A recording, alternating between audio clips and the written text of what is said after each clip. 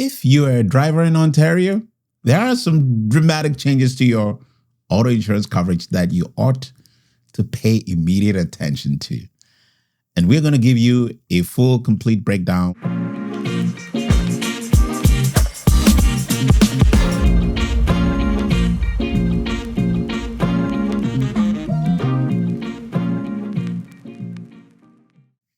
Here is the law. Your auto insurance is about to change dramatically. Starting July 1st, 2026, Ontario is ditching the one-size-fits-all model that has governed auto insurance for decades. You get more choice, more flexibility. But here's the catch. Choice comes with risk. 9 benefits that were once automatically included in every policy are now optional. And if you make the wrong choice, you could be left without income replacement, for example, caregiver support, or even funeral benefits after a crash. So today, we're breaking down exactly what's changing, who is affected, and how to make the right choice for you and your family. So stay tuned, because this could save you money or cost you everything. Here's the law.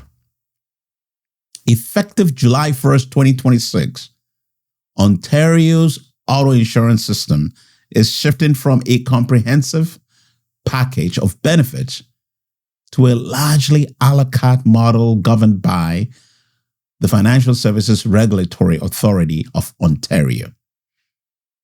Under the new rules, only 3 benefits remain mandatory, and they are: 1, medical benefits. This covers your doctor visits, hospital care, and treatment. Number 2, rehab benefits. This covers physiotherapy, occupational therapy, and other rehab services. And finally, number 3, attendant care benefits. This helps with your daily activities like bathing, dressing, and feeding after an accident. Everything else, optional. That's right. 9 of the 12 statutory benefits that was once automatically included in every policy are now up to you. And here's the key. These changes apply to all customers, new and existing. As of July 1st, 2026, if you have an existing policy, your coverage stays the same unless you agree in writing to drop any benefits. But if you are getting a new policy or making changes to your existing policy, you must actively opt in to any one of those optional benefits. Silence gets you the mandatory 3 coverages and nothing else. So here's the law and a warning. These changes don't just affect drivers. They affect everyone who uses Ontario roads. Before July 1st, if you were involved in a motor vehicle collision as a driver, passenger, pedestrian, or a cyclist, you are entitled to the same no-fault benefits. Now, only the named insured, their spouse, their dependent, and listed drivers are covered under any optional benefits plan. That means if you're a passenger in someone else's car, pedestrian struck by a vehicle, or a cyclist hit by a car, and you are not named on the policy, you cannot claim any of the newly optional benefits. Your only recourse? Sue the at-fault driver. And that is a long, expensive, uncertain road, lots of legal bills. So pay attention and be aware of what your policy covers now. Here's the law and the list. Starting July 1st, 2026, these 9 benefits becomes optional. Let's break it down and what each one covers and who needs it most. Number 1, income replacement. This benefit replaces up to $400 per week, 70% of gross income, if you're unable to work because of injuries from an accident. Who needs it the most?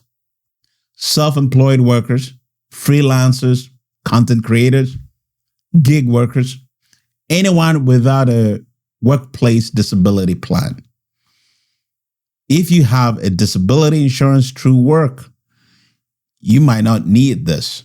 But if you lose your job, though, or go freelance, you'd want this option to add back to your policy. Number 2, non-earner benefit. This particular package provides $185 per week after a 4-week wait. If you're a student, retiree, unemployed, or full-time caregiver, and a serious injury disrupts your daily life, who needs it the most? Students, retirees, and anyone without a paycheck to replace. Number 3, caregiver benefit. This covers the cost of replacing care you can no longer provide to a child, spouse, or aging parent. Who needs it the most? Stay-at-home parents and anyone caring for dependents. Number 4, housekeeping and home maintenance. This pays for help with household tasks you can no longer perform after an injury. Who needs it the most? Homeowners and older drivers living independently. Number 5, lost educational expenses. This recovers tuition and program costs lost when a crash interrupts your education, for example. Who needs it the most? Students and the families paying their tuition. Number 6, visitor expenses. This covers reasonable cost for visitors, like family members who travel to help during your recovery. Who needs it the most? People with close families who would travel to support them. Number 7, damage to personal items. This covers repair or replacement of personal items damaged in the accident, like clothing, prescription, eyewear, or even hearing aids. Number 8, death benefits. This provides a lump sum to surviving family members if you die or as a result of a car accident. Now, before we go to the number 9, let me take this moment and again welcome you to iChatLaw. Thank you for tuning in. And if this is your first time, and if you find value in our content, please consider subscribing and join our community. Thank you. Now let's get back. Number 9, the final benefit, optional benefit, funeral benefits. This helps cover funeral cost. So here's the warning from insurance experts. Saving $100 to $200 a year by dropping these benefits could cost you tens of thousands of dollars if you need them. As Lance Miller, CEO of Zurich Insurance, put it recently, if you opt out of funeral expenses, maybe that's going to be, say, 30 to 50 charge annually. But if there's a funeral, those cost tens of thousands of dollars. So you ought to be mindful of the risk, right? Here's the law and a hidden benefit you need to know. Under the new rules, auto insurance becomes the first payer for medical and rehab costs after a collision, ahead of your workplace or extended health plan. The exception, medication expenses. What does this mean in practice, really? If you're injured, your auto insurance pays first. That means quicker access to treatment and your workplace benefit bank remains untouched. Still sitting there for the next thing life sends you or whatever is going on, you ought to be aware of how that would help ultimately. This is a win for consumers, but it only works if you have the coverage you need. You have to have the right coverage, period. Here's your move. Step 1, review your current policy. What benefits do you already have through work? Private insurance, a spouse policy. FSRA explicitly advises that if you have benefits from your employer, another policy, and or supplementary health insurance plan, you may already have some level of coverage for some of or all of the optional benefits. But you need to be aware of it and make sure that that is the case so that you don't pay twice for coverage you already have.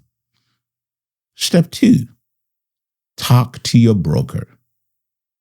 Your broker is required to explain your option and identify gaps in your coverage. RIBO, the regulator for insurance brokers, says renewal conversation will likely become longer, especially in the first year. So be aware of that. Brokers are expected to communicate these changes early, not just at renewal. So if your broker hasn't reached out to you, don't be shy. Contact them. Okay? Step 3, understand the opt-in versus opt-out rule. You have to be clear on that.